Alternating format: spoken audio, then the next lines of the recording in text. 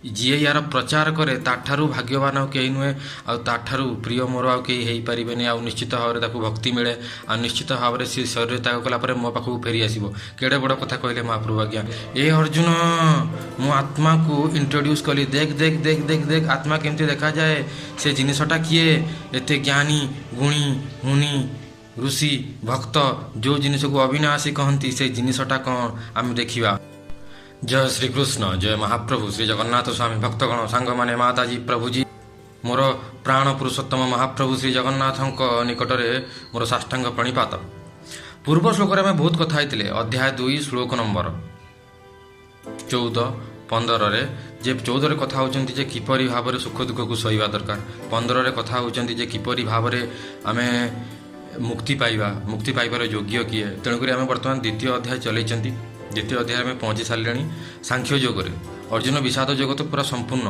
ଆମର ଆଶା ଆଉ ବିଶ୍ୱାସ ନିଶ୍ଚିତ ଭାବରେ ମହାପ୍ରଭୁଙ୍କ ଆଶୀର୍ବାଦ ଯୋଗୁଁ, ମହାପ୍ରଭୁଙ୍କର ଏ ମୁଖ ନିଃସୃତ ବାଣୀ ଶ୍ରୀମଦ୍ ଭାଗବତ ଗୀତାର ଏ ଶ୍ଲୋକ ସବୁକୁ ଜୀବନରେ ଲଗାଉଥିବେ ଆଉ ଆନନ୍ଦକୁ ପ୍ରାପ୍ତ କରୁଥିବେ। ଆଜି ଆମେ କଥା ହେବା ମହାପ୍ରଭୁ ଶ୍ରୀ ଜଗନ୍ନାଥ ଭଗବାନ ଶ୍ରୀକୃଷ୍ଣ ଦ୍ୱିତୀୟ ଅଧ୍ୟାୟର 16 ଆଉ 17 ନମ୍ବର ଶ୍ଲୋକରେ କ'ଣ କହୁଛନ୍ତି। 16 ଆଉ 17 ନମ୍ବର ଶ୍ଲୋକରେ ସିଏ ଆତ୍ମାକୁ ଇଣ୍ଟ୍ରୋଡ୍ୟୁସ୍ କଲେ। ଏ ଅର୍ଜୁନ, ମୁଁ ଆତ୍ମାକୁ ଇଣ୍ଟ୍ରୋଡ୍ୟୁସ୍ କଲି। ଦେଖ ଦେଖ ଦେଖ ଦେଖ ଦେଖ ଆତ୍ମା କେମିତି ଦେଖାଯାଏ, ସେ ଜିନିଷଟା କିଏ, ଏତେ ଜ୍ଞାନୀ ଗୁଣୀ ମୁନି ଋଷି ଭକ୍ତ ଯେଉଁ ଜିନିଷକୁ ଅବିନାଶୀ କହନ୍ତି, ସେ ଜିନିଷଟା କ'ଣ ଆମେ ଦେଖିବା।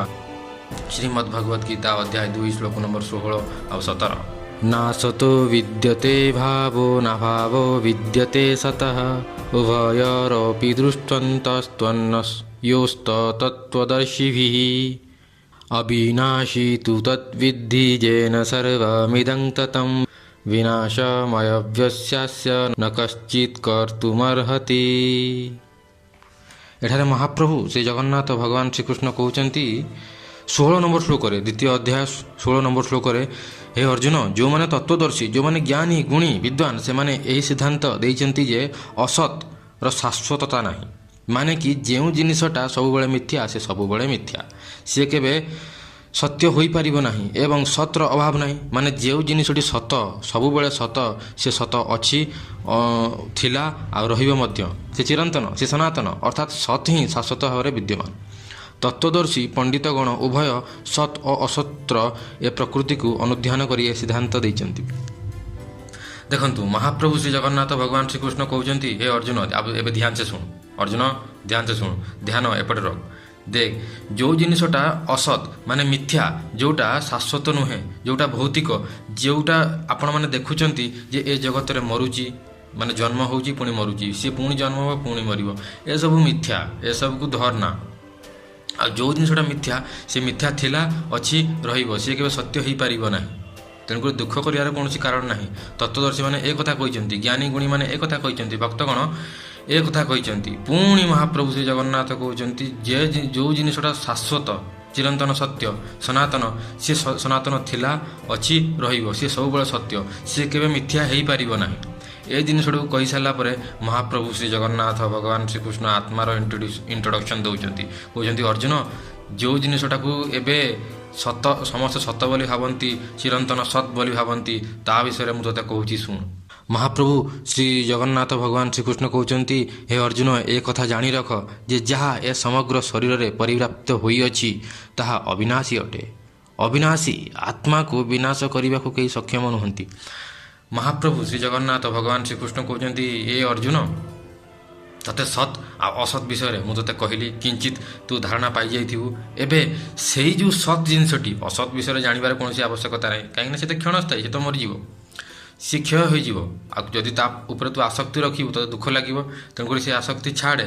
ଏବେ ମୁଁ ତୋତେ ସେ ସତ୍ ବିଷୟରେ କହୁଛି, ଯିଏ ଅବିନାଶୀ, ଯିଏ ଚିରନ୍ତନ, ଯିଏ କେବେ ମରେ ନାହିଁ, ଯିଏ ଏ ସମସ୍ତ ଶରୀରରେ ଆଖି, ନାକ, କାନ, ପାଟି, ପେଟ, ଆମର ସମସ୍ତ ପାଦ ଗୋଡ଼ରେ ପରିବ୍ୟାପ୍ତ ହୋଇଅଛି।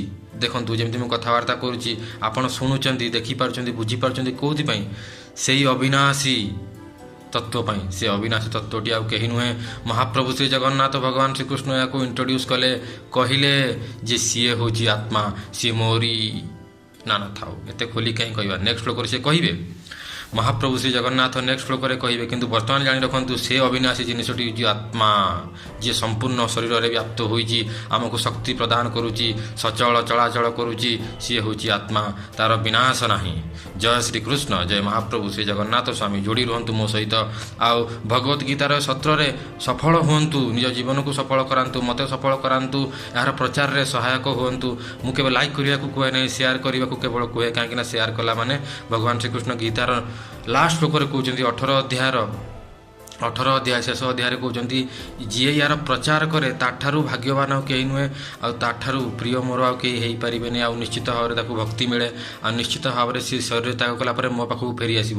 କେଡ଼େ ବଡ଼ କଥା କହିଲେ ମହାପ୍ରଭୁ ଆଜ୍ଞା। ତେଣୁକରି କମ୍ ସେ କମ୍ ଖାଲି ସେୟାର କରନ୍ତୁ, ଲାଇକ୍ ଦରକାର ନାହିଁ। ଯଦି ଲାଇକ୍ କରିବେ ଭଲ କଥା, କାହିଁକିନା ସତ କଥା ହିଁ ମୁଁ କହୁଛି, ଯାହା ମହାପ୍ରଭୁ କହୁଛନ୍ତି ମୁଁ ଖାଲି ଟ୍ରାନ୍ସଫର କରିଦେଉଛି। ତେଣୁକରି ଆପଣ ୟାକୁ ଦେଖନ୍ତୁ, ଜୀବନରେ ଲଗାନ୍ତୁ, ଆଉ ସେୟାରଟି କରନ୍ତୁ। ଜୟ ଶ୍ରୀକୃଷ୍ଣ, ଜୟ ମହାପ୍ରଭୁ ଶ୍ରୀ ଜଗନ୍ନାଥ ସ୍ୱାମୀ।